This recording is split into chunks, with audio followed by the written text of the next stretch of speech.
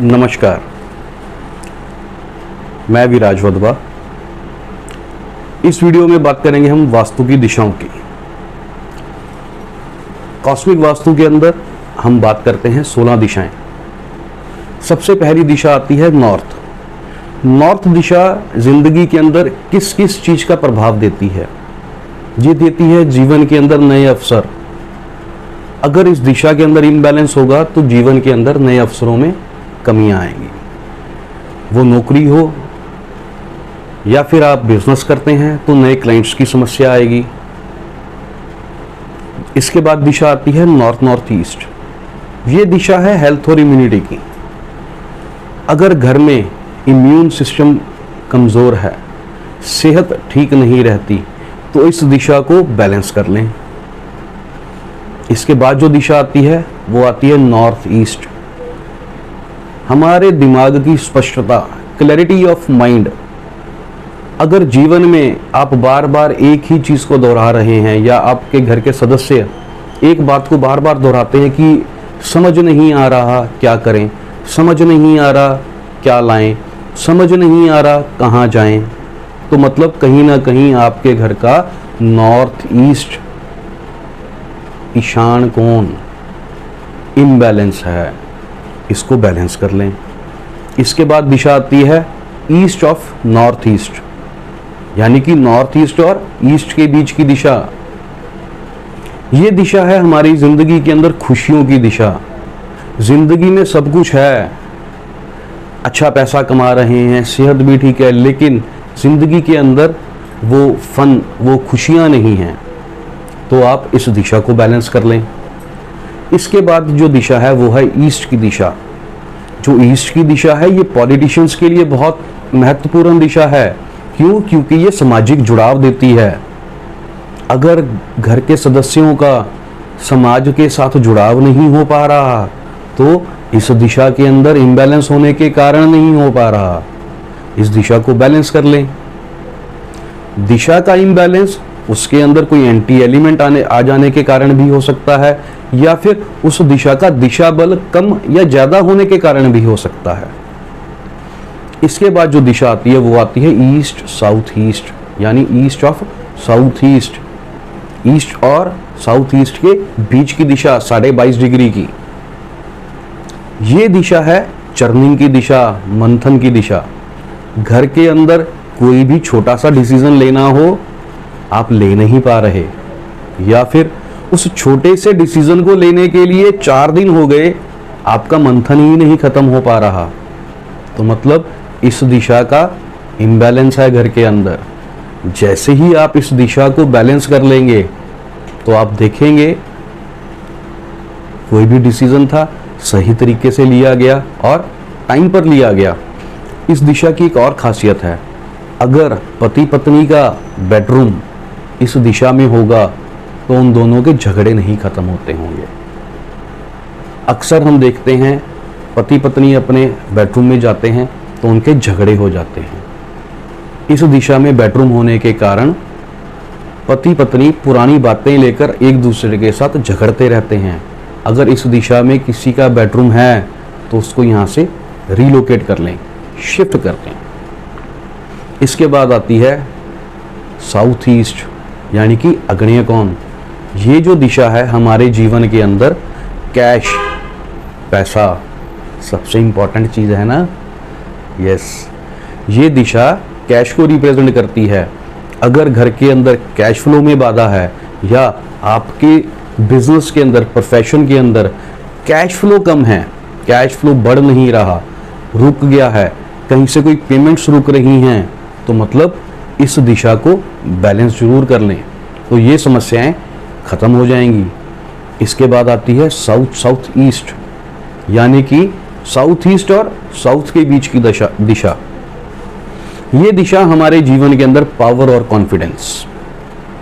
अगर इस दिशा का इम्बैलेंस होगा तो आपके अंदर कॉन्फिडेंस नहीं आ पाएगा। बहुत सारे लोगों को देखा है, वो कहते हैं कि यार ये बहुत ओवर कॉन्फिडेंट बात करता है, या फिर आपका बच्चा पढ़ाई तो पूरी करता है लेकिन एग्जाम्स के समय उसके अंदर वो कॉन्फिडेंस नहीं आ पाता, मतलब इस दिशा का दिशा बल कम हो गया है, जो कि बच्चे के अंदर कॉन्फिडेंस नहीं आ पाता। इस दिशा को बैलेंस कर लेंगे तो आपके बच्चे के अंदर और घर के सभी सदस्यों के अंदर एक नई ऊर्जा, एक नया कॉन्फिडेंस आप देख पाएंगे।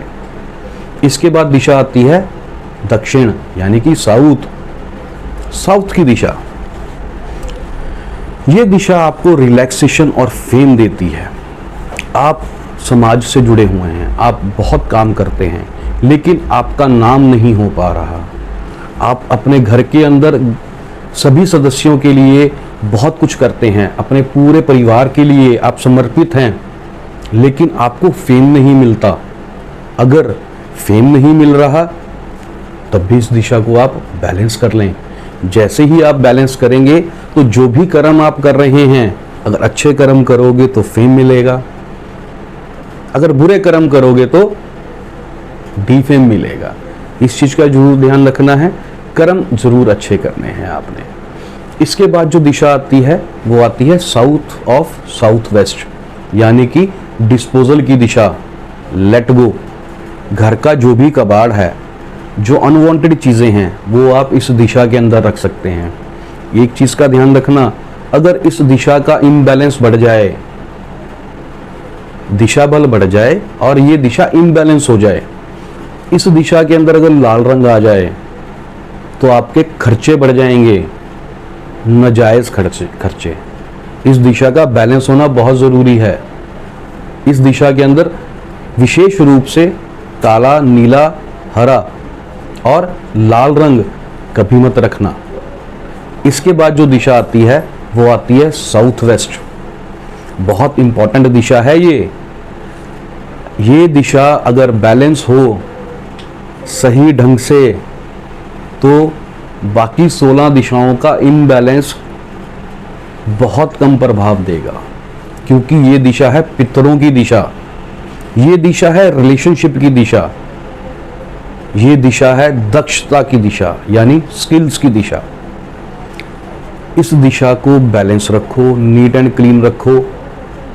आप देखेंगे कि जैसे ही इस दिशा को बैलेंस कर रहे हो आप, और इस दिशा के अंदर से एंटी एलिमेंट, एंटी यूटिलिटीज और अनवांटेड ऑब्जेक्ट्स को जैसे ही हटा दोगे, आप देखोगे कि जीवन के अंदर स्थिरता आने लग गई है, एक स्टेबिलिटी आने लग गई है।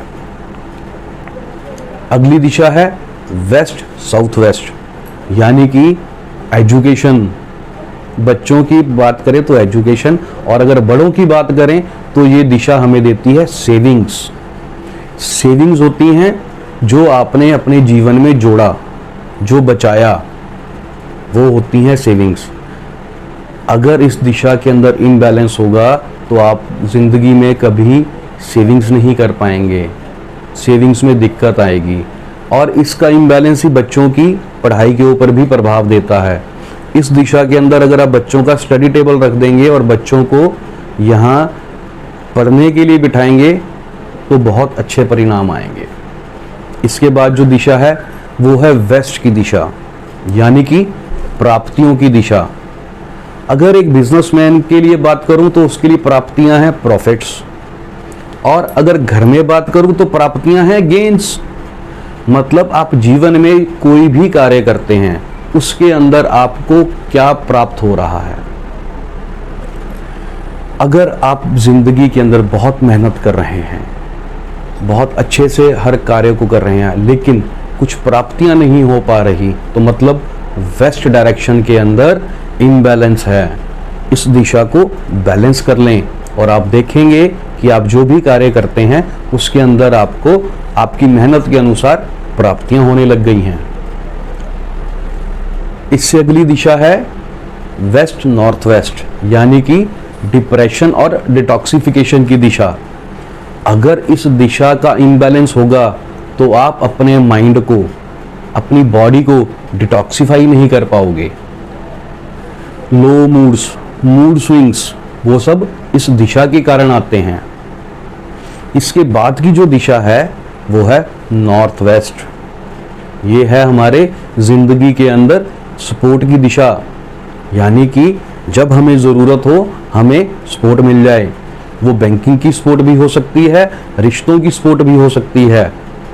इस दिशा का बैलेंस अगर होगा तो जब भी हमें किसी की मदद की ज़रूरत पड़ेगी तो हमें सही व्यक्ति उस समय प्राप्त हो जाएंगे, मिल जाएंगे हमारी मदद करने के लिए, जो हमें सपोर्ट भी करेंगे और हमें आगे बढ़ने में हमारी मदद करेंगे। इसके बाद की जो दिशा आती है वो आती है नॉर्थ ऑफ नॉर्थ वेस्ट, यानी कि नॉर्थ वेस्ट और नॉर्थ के बीच की दिशा। ये 22.5 डिग्री का पिज्जा स्लाइस बनता है। जब आप घर को ग्रिड करेंगे 16 दिशाओं के अंदर, तो भ्रम स्थान से यानी सेंटर ऑफ द हाउस से लेकर ये जब दिशा बनेगी तो ये ऐसे पिज्जा स्लाइस वी शेप में बनती हैं, सारी की सारी दिशाएं। बात कर रहे थे नॉर्थ ऑफ नॉर्थ वेस्ट। ये है हमारे मैरिटल यानी कि शादीशुदा सुखों की दिशा, पति पत्नी के संबंधों की दिशा। अगर इस दिशा के अंदर इम्बैलेंस होगा तो हमारे जो लाइफ पार्टनर हैं, हमारे जो मैरिटल ब्लिस हैं, उन सुखों के अंदर कमी रहती है। तो ये थे 16 दिशाओं के गुणधर्म। आप इनको ध्यान से सुने और देखें कि आपकी समस्या किस दिशा से आ रही है। तरीका वही है दिशा देखने का, घर के सेंटर से खड़े होकर। आपने घर से बाहर नहीं निकलना, घर के अंदर सेंटर में खड़े हो जाएं और कहीं पे मूव नहीं करना। मोबाइल के ऊपर कंपास ऑन कर लें, उसको अपने ऐसे हथेली पर रख लें और देखें किस तरफ कौन सी दिशा आ रही है। और आप देखेंगे कि जो समस्या आप अपनी ज़िंदगी के अंदर फेस कर रहे हैं उस दिशा में ऐसा इम्बैलेंस क्या है। और ज़्यादा सीखना है तो आप 2 दिन का वास्तु कोर्स कर सकते हैं, जिसके अंदर घर का सेंटर कैसे निकालते हैं, घर की डिग्रीज कैसे लेते हैं, घर के अंदर 16 दिशाएं कैसे निकाली जाती हैं, प्रवेश द्वार के प्रभावों को कैसे देखा जाता है, ये सभी कुछ आप सीख सकते हैं। बहुत मुश्किल नहीं है, बहुत आराम से सीख सकते हो। 2 दिन का कोर्स, सर्टिफाइड कोर्स है ये। आप इसको सीखकर वास्तु एक्सपर्ट बन जाएंगे। धन्यवाद।